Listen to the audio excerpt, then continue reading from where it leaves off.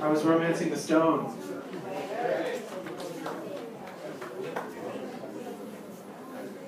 I wanted to wait a few minutes because I know that movie just let out. So when Doug was assigning the talks this year, I was like, I want Casablanca, I want Casablanca, I want. And I kind of don't know what to say about Casablanca. It's perfect. It's everybody loves it, and it's all those wonderful things. But like so many perfect and wonderful movies, it did not start out as what it ultimately became. Warner Brothers decided to do a movie based on an unproduced play called Everybody Comes to Rick's. Do you guys need me to use the mic? Yes. All right. Me? Oh, I'm Jack. I like movies. I'm Jack Fields. I'm a scriptwriter at Turner Classic Movies. Yay!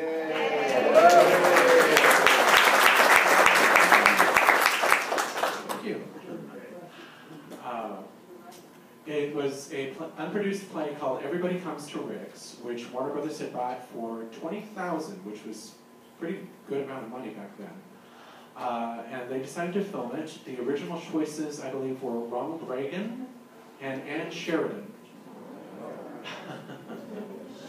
See, not what it started out to be. That's it.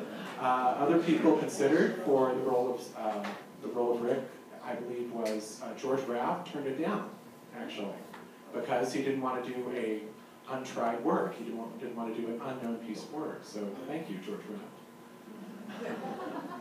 Hedy Lamarr and Louise Reiner, I believe, were also considered for Ilsa. But anyway, the original choice to direct the film was William Wyler, who is one of Hollywood's great directors. There's no such thing as a bad William Wyler movie. Ben-Hur, Mrs. Miniver, The Letter, etc. But when Wyler proved unavailable, they went with one of their staff directors, Michael Curtiz, who is also down as a brilliant director, but at the time, I think he was known as the director of more action-type movies, like Captain Blood and The Adventures of Robin Hood. And this was definitely a change of pace for him, I think. The screenplay was done. This is one thing that I find so interesting about this movie and how it came to be, is as brilliant as the writing is and as perfect and as quotable as all the lines are, it went through ultimately 5 different writers. The only credited ones were the Epstein brothers, Julius and Philip Epstein, and they started out adapting the play Everybody Comes to Rick for the screen. But they were taken off the picture, as sometimes happened, and though Casablanca was an A production, it wasn't meant to be like an important, award-grabbing, everybody must see it kind of movie. It was just another Warner Brothers produced and released movie. The Epstein brothers were taken off it to go to a picture called... I don't have it written down, I'm sorry, but they were taken off the picture, and the replacement was Howard Koch. And they're the 3 credited writers, but other people wrote it as well. Even producer Hal B. Wallace added the final line, I believe this is the beginning of a wonderful friendship, which was done after the movie was completely finished. And Humphrey Bogart was brought in afterwards to put that in as a voice double. And I find that interesting as well. Humphrey Bogart, at the time, had 2 major hits. Who went to Maltese Falcon yesterday? Good. That was that and High Sierra in 1941 were his 2 breakout roles that took him from being a gangster, character actor kind of person into a leading man. And it's here that he becomes a romantic lead. So it was kind of a risk, both for Warner Brothers and Michael Curtiz to cast him and for himself, because while he reached leading man status, he had never done any kind of love story like this. And of course, we know from watching the movie that Bogey could be a romantic, for sure. Ingrid Bergman was brought as an exchange. Oh, sorry, I thought somebody was raising their hand or something. Ingrid Bergman was under contract to David O. Selznick at Selznick International Pictures, and she was traded over to Warner Brothers, who lent out Olivia de Havilland to Selznick International Pictures. She was brought on loan. Ingrid Bergman, at this time, had only done a few American movies, most notably Intermezzo from 1939. So she wasn't a huge star either, and probably the biggest breakout star from Casablanca, I would say, is Paul Henreid. Paul Henreid came over from Hungary and eventually England, and he was such an anti-Nazi that he was deported once Austria was occupied by the Third Reich, and even in England. He was blacklisted both in his home country and even in England, so he had to come to the United States. And in only his second American picture, he made a movie called Now Voyager, which we're showing later in the festival.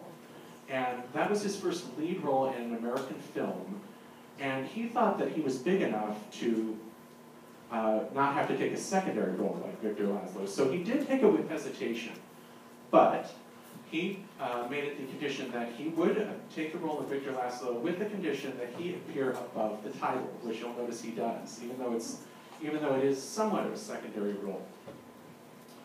Claude Rains, British character actor, contract player at Warner's, never did a bad performance in my opinion. What else should we talk about? Julie Wilson as Sam. Drummer and singer, not a pianist. So you'll notice in the movie he does not, it may look like he's doing his own piano playing, but no. Julie Wilson was not a pianist, so keep a lookout for that. But he's wonderful in the film. Conrad Veidt, German actor, also deported because of his anti-Nazi stance. Was perfectly cast as, well, not perfectly, because he was an anti-Nazi, he wasn't a Nazi. Cinematographer Arthur Edison. You'll notice as you watch the movie that there's some very creative things done with the light. I don't consider Casablanca a film noir, but there's definitely film noir elements. You'll notice that Bogey is very often shadowed in very dark and creepy shadows because he's a very tormented character. And then Victor Laszlo is shown in this kind of glowing light, like he's this angel savior kind of person. And then you'll notice Ingrid Bergman is often shown in shadows much like bars because she's entrapped in this conflicted love triangle. And I think every character is pretty conflicted throughout the movie. It's what do I want and what should I do? That's kind of the theme of the movie, I think, for me. The music. The song, as time goes by, is from a musical called Everybody's Welcome. I know, I'd never heard of it either. From 1931, and Warner Brothers bought it very cheaply, and when they decided to put a song into Warner Brothers, you got this cheap little song that nobody's ever heard of. We'll throw that in the movie, and of course now it's become an absolute staple of that movie and of the American songbook. Let me see. Max Steiner, who adapted the song to go into the score, was probably Warner Brothers' most famous composer. Name a Warner Brothers movie from the 30s and 40s, and the score is probably a Max Steiner score. Now Voyager, for example, Maltese Falcon, for example.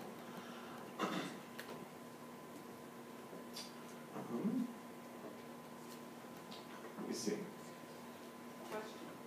Oh, go ahead. Go ahead. If you guys have questions, go ahead. What do you guys want to know about Casablanca?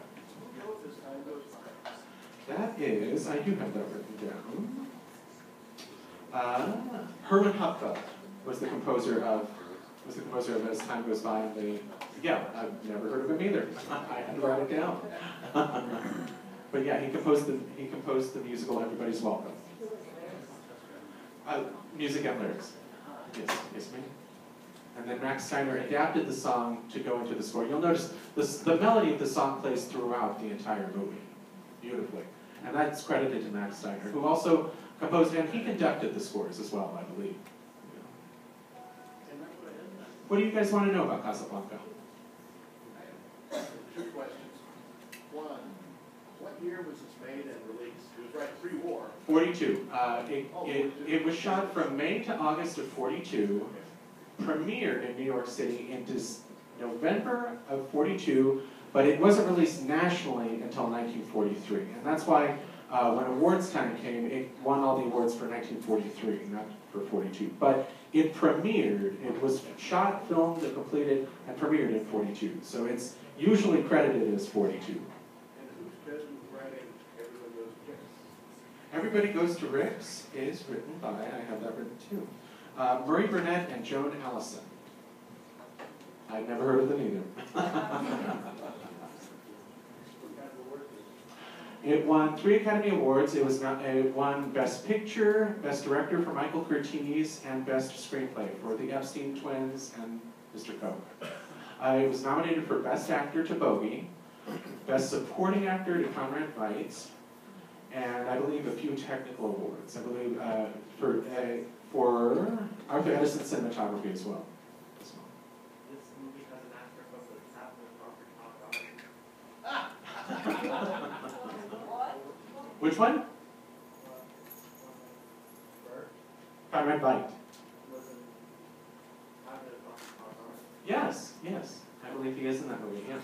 I mean, it's an assemblage, like so many great movies then, it's an assemblage of people, an assemblage of talent, all from different studios and mixed and matched, and the screenplay is as perfect as it is written by a whole bunch of different people with input from Michael Curtiz and producer Halby Wallace, and it all comes together, doesn't it? Yeah, The Wizard of Oz was 8 writers and 5 directors. I mean, it all comes together, doesn't it? Yes, sir. When did it become a part of the national consciousness? The film did well commercially. It was not a huge hit, but it did commercially well, and it was critically very well received. I mean, it won awards and stuff, but it's over the decades that it has just, its reputation has just built and built and built. Of course, with the advent of television and reruns and enthusiasm from people like ourselves that just love the movies and realize what a wonderful piece of work that it is. And that's what happens. Like art, all art lasts. Great art lasts. And case in point, Casablanca. Yes, sir.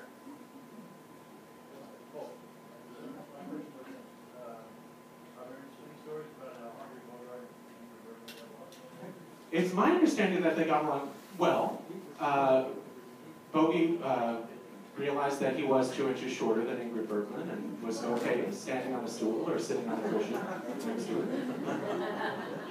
her. So I think they got along well. I don't think they ever were ever real life lovers or anything of that nature. I think that's acting, great acting. Yes, sir. How did an unproduced play catch the eye of the Hollywood A-list? You know, just like casting directors today who go looking for stuff, so did people, they looked for plays and good stuff that would make good movies. And I believe it was one of the secretaries who were sent out to look at scripts. They have, in the old studio system, they had what were called readers, who were people who would just look at, read and read and read and find, okay, this could make a decent movie. Okay, this could make a decent movie. And one that they thought was worth buying as an unproduced script was Everybody Comes to Rick's for $20,000, which was a good sum at that time. Very good sum, especially from Warner Brothers. It was cheap. Yes, sir. How much did the movie cost overall? Its final budget was, I believe, 800. I have 858,000, but that might not be quite that much. And the movie did well. It definitely earned a profit with over $2 million, but of course, back then would be much more today. And of course, with video rentals and legacy and all those wonderful things. I try not to pay too much attention to box office. I believe that great art lasts, and that's what matters.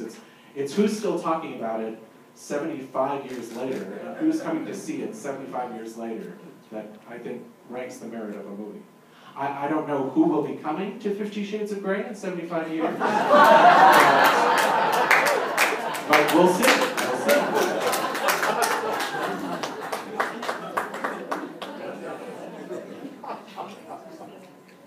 What else? Where was it shot? Which locations? It was shot on location at Warner Brothers. Yeah. The vast majority of movies were shot just on the studio sets. My friend Monica Henry, who's the daughter of Paul Henry, told me that her dad, Paul Henry, and Claude Rains would be on one stage filming scenes from Now Voyager, and then later in the day go over to another stage to film scenes from Casablanca. That's how it was in those days. Yeah. What else?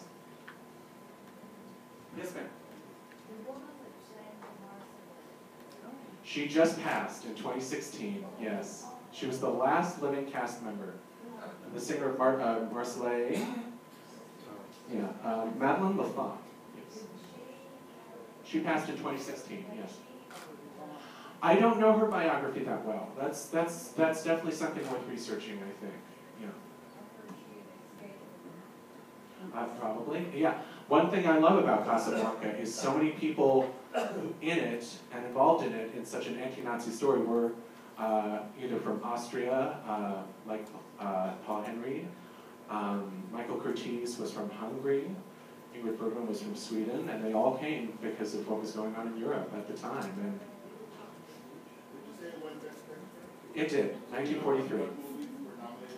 In 43, let me see, Watcher on the Rhine was up in 43. What else from 43? I can tell you more about 42, but I'd have to look at Watcher on the Rhine, I think, was 43. Yeah, I could tell you 42. I'm a good 42er. That's Now Voyager. That's Mrs. Miniver. What else? Bad Oscarologist. Bad Jack. I should know more.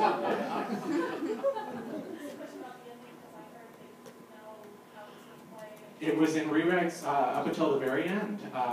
The Epstein brothers, I don't want to give away spoilers though, okay? But, I mean, most of us have seen it, right? But you know, I envy those seeing it for the first time tonight, don't you? But yeah, it changed up until the very end. Is she going to go with one or is she going to go with the other? And at one point they had it both. They had it filming one way at one point and one way for the other. I don't know how the actors kept the emotion going and like that, not knowing where they were going. Also, one thing about the ending that I can tell you, those are little people working on the plane in the background. On the studio set, yep.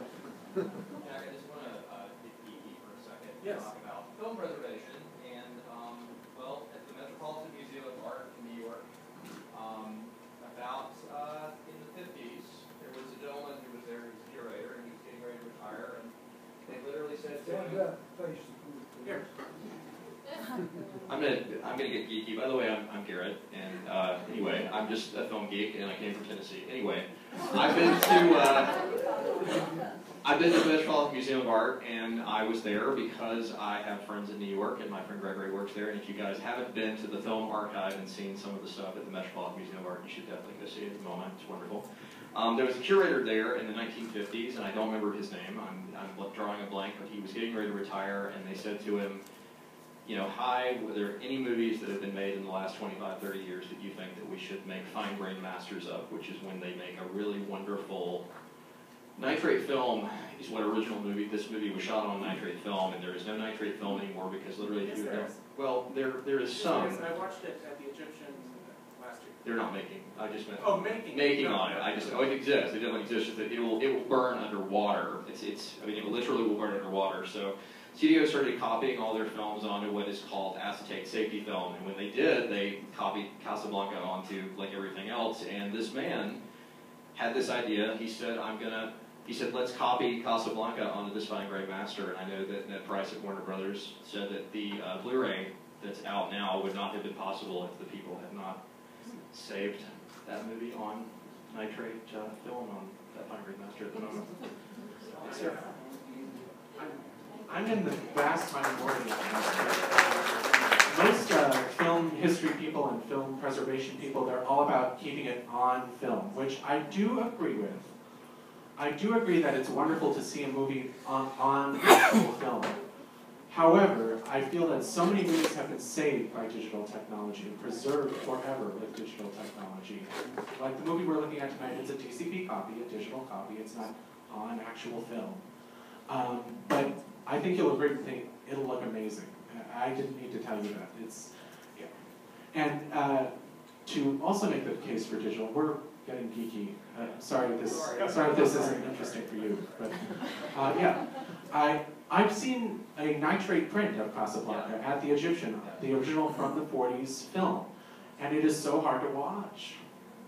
I mean, it's so rough in terms of popping and scratching, and me, as a viewer, it takes me out. Some people love it. They're like, because it's on film, because it's on real film.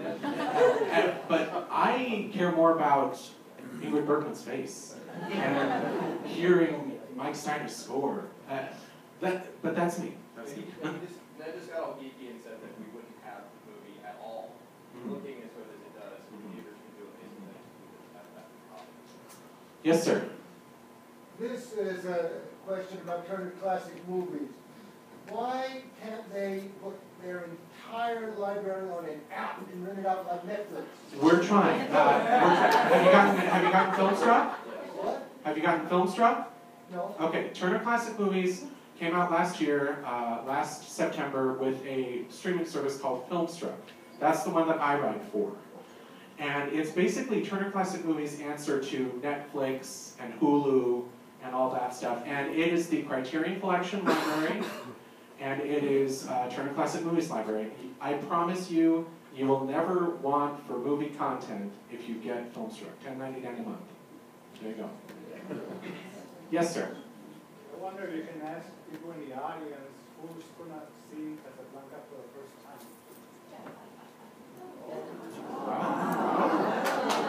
Did you tell us all this? Who has seen it but not seen it on the big screen?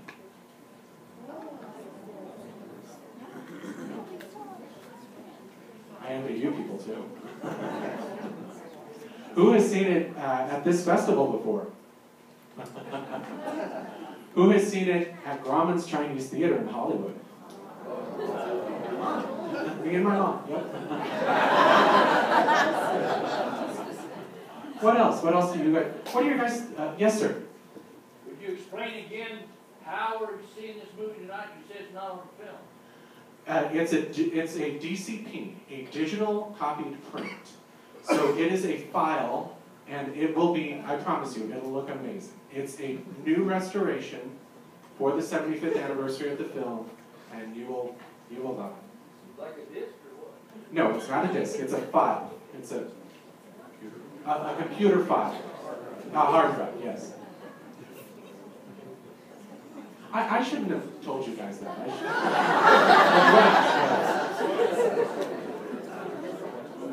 My favorite thing about Casablanca? I mean, people ask me, why do you love it? Why do you love this? Why do you that? I just do. It's art for art's sake. That's how I kind of look at things. This was being written and produced during the first year that America was in World War II. Yes. Well, Everybody's Comes to Rick's was produced in 41. Was written in 41. Casablanca was 42, when we were already in the throes of World War II. Absolutely. And did the war change anything about the production of the writing or the casting? not to my knowledge. I do feel that the character of Rick in particular is kind of a metaphorical, at least one analysis I read when I was doing some research today. It compared Rick to America. This kind of wants to stay out of it and doesn't want to deal with that. But when the chips are down and when things matter, he's a patriot. Yeah. And I agreed with that analysis when I read it today. Yeah. What else? Yes, ma'am.